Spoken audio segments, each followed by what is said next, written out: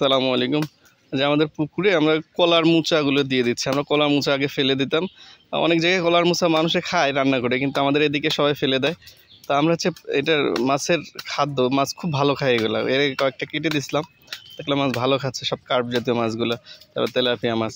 তো এগুলো যে আবার আমরা আজকে সব কেটে দিচ্ছি। এখন থেকে আমাদের এখানে কলা গাছ, তার কলা গাছের মোচা পাতা বা ঘাসটা সব ধরনের মাছই যত আছে সবগুলো আমরা এখানে দিই, যাতে বাইরের অন্য কোনো খাবার আমাদের ফিড বা অন্য কিছু যে বাইরের যে কিনতে পাওয়া যায় ওইগুলো যাতে না দেওয়া লাগে।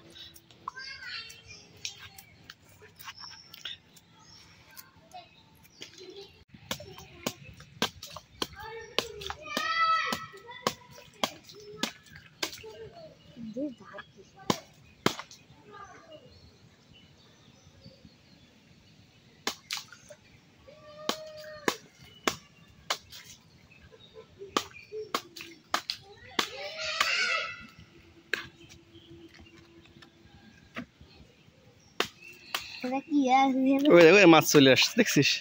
ওই দেখো মাছ আসছে।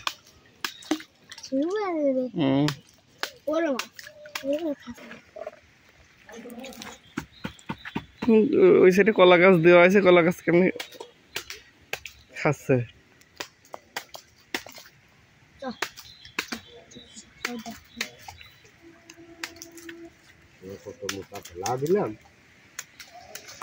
এবার ফেলবেন না, এরপর থেকে সব নিয়ে এসে পুকুরে দিয়ে দেবেন কেটে কেটে। এই মুসা কিন্তু এই আপনার সব এসে বিক্রি হয়, তা জানেন তো?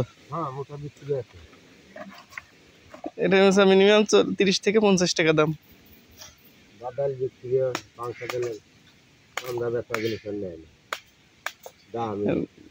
আমরা এই ঠিক মতো মার্কেটিং করতেছি না, তাই সব কলার যে থোর ওই বাদাল সব যাচ্ছে বিদেশে। এখন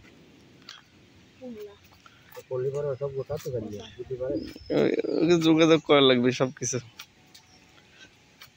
মার্কেটে এরকম পাঠাইতে হলে তো ভালোই হয়।